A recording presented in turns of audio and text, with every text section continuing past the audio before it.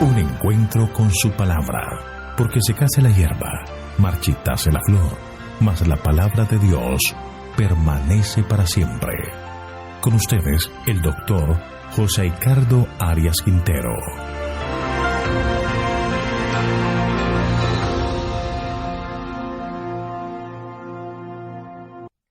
Vamos a estudiar el libro del profeta Isaías, capítulo 4, Futuro glorioso de Jerusalén.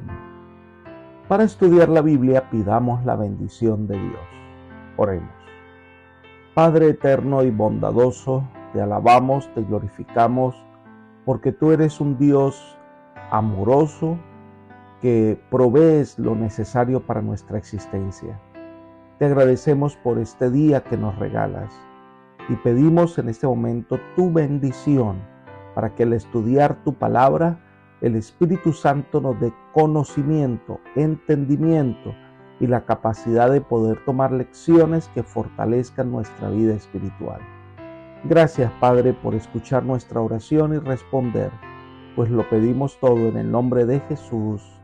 Amén. El capítulo 4 de Isaías ofrece una esperanza para Israel y Judá. El juicio de Dios vendrá a través de las naciones paganas que, como Asiria, traerían ruina a Israel. ¿Por qué motivos? El capítulo 3 nos describe la terrible condición de Israel y el juicio que vendría. Pero Dios habla que va a restaurar, que un pueblo fiel quedará y ellos serán bendecidos y protegidos del Señor. Dios puede tomar una situación adversa y convertirla en un triunfo de sus hijos. Estudiemos este capítulo sacando lecciones especiales para nuestra vida. El tema del capítulo 3 continúa en el capítulo 4, el verso 1. Dice: En aquel tiempo 7 mujeres echarán manos de un hombre diciendo: Nosotras comeremos de nuestro pan y nos vestiremos de nuestras ropas. Solamente permítenos llevar tu nombre.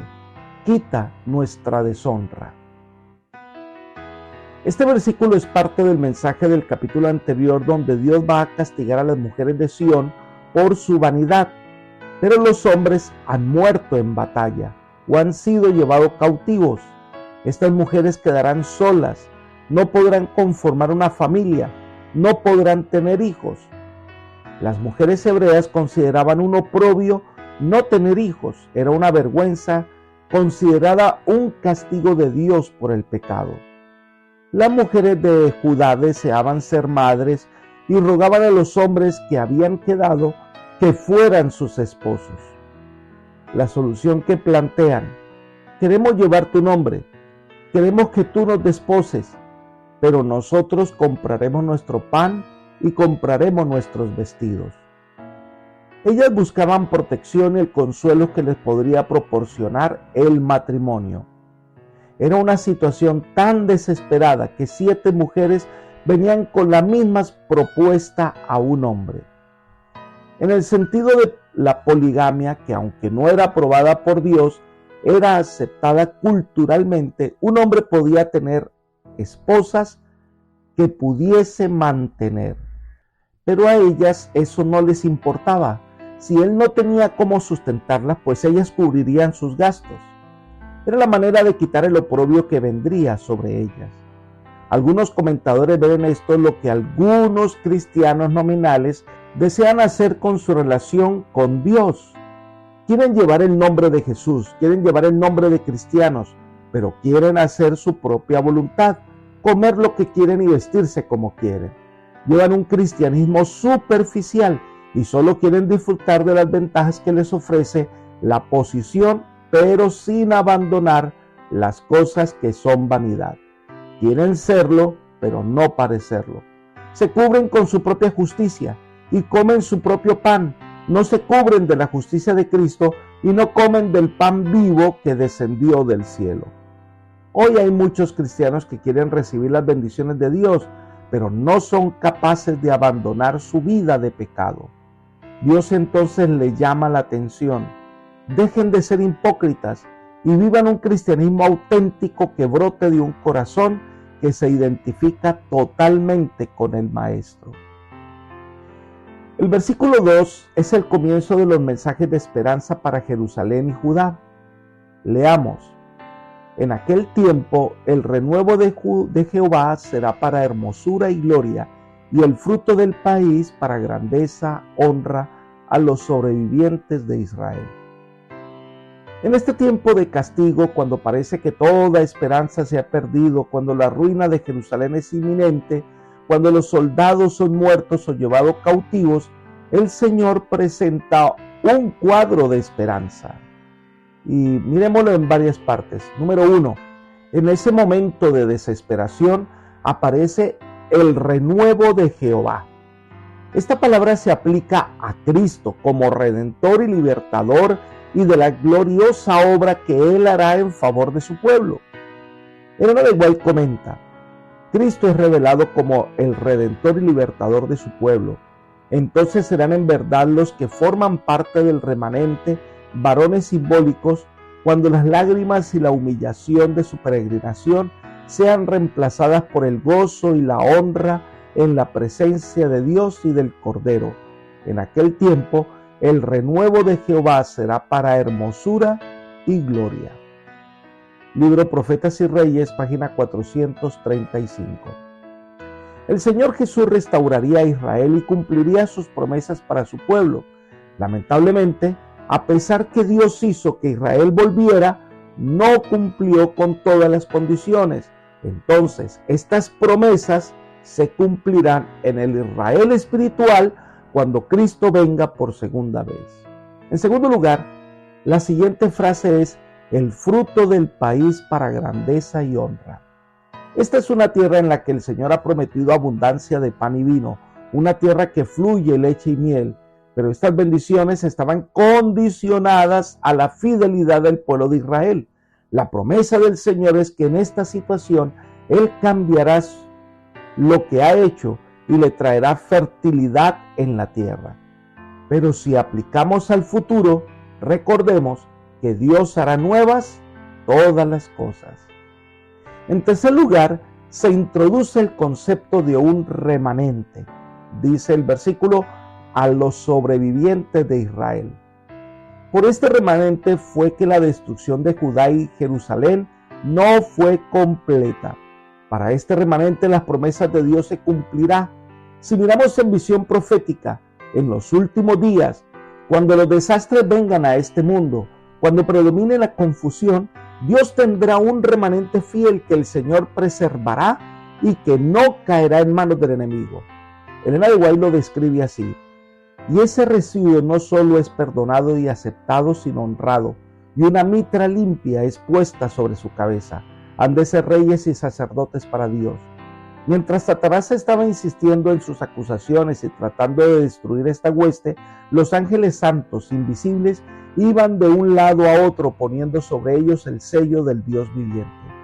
Ellos han de estar sobre el monte de Sión con el Cordero, teniendo el nombre del Padre escrito en sus frentes. Cantan el nuevo himno delante del trono, ese himno que nadie puede aprender sino los 144,000 que fueron redimidos de la tierra. Hoy en los Testimonios, tomo 2, página 179. Este fiel remanente triunfará. Esta descripción del remanente se amplía en el versículo 3, cuando dice: y acontecerá que el que quede en Sión, el que sea dejado en Jerusalén, será llamado santo, todos los que en Jerusalén estén registrados entre los vivientes. Estos que quedaren serán llamados santos, es decir, apartados para Jehová. Recordemos que el tema de Isaías es la santidad. El permanente propósito de Isaías era que Israel abandonara sus pecados y se convirtiera en un pueblo santo. La expresión registrados entre los vivientes se entiende como inscritos para vida. Recordemos que Dios lleva un registro de cada habitante de la tierra y los nombres de aquellos que aman y sirven al Señor son registrados para vida en el libro de la vida. Moisés es el primero en mostrarnos esta realidad. Vayamos a Éxodo capítulo 32, versículo 32, cuando él le dice al Señor: que perdones ahora su pecado, y si no, ráeme ahora de tu libro que has escrito. Lo que nos quiere decir Moisés es que su nombre está escrito en el libro de la vida, y existe la posibilidad que el nombre de algunas personas sean quitadas del libro de la vida y puestos en el libro de la muerte. Salmos capítulo 69, versículo 28 dice: se han raído del libro de los vivientes y no sean escritos entre los justos. Pablo también en el Nuevo Testamento lo menciona en Filipenses capítulo 4, versículo 3. Asimismo te ruego también a ti, compañero fiel, que ayudes a estas que combaten juntamente conmigo en el Evangelio, con Clemente también y los demás colaboradores míos, cuyos nombres están en el libro de la vida. Los nombres que estén en el libro de la vida y permanezcan allí son los que entrarán en el reino de Dios como un pueblo santo.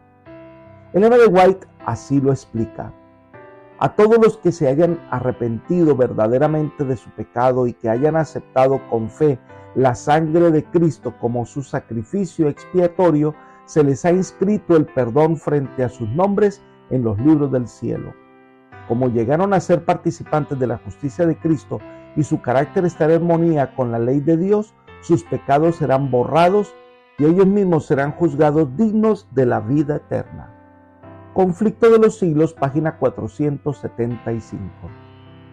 Todos hoy debemos aspirar que nuestros nombres estén escritos en el libro de la vida y que permanezcan allí hasta el final. Sigamos estudiando el capítulo 4 del libro de Isaías. El tema de la santidad tiene que ver con ser lavados y limpiados de la inmundicia. Sigamos con el versículo 4. Cuando el Señor lave la inmundicia de las hijas de Dios y limpia a Jerusalén de la sangre derramada en medio de ella, con espíritu de juicio y con espíritu de devastación. El Señor nos muestra que entregarnos a Jesús implica abandonar los pecados y entonces el Señor nos limpia de toda inmundicia.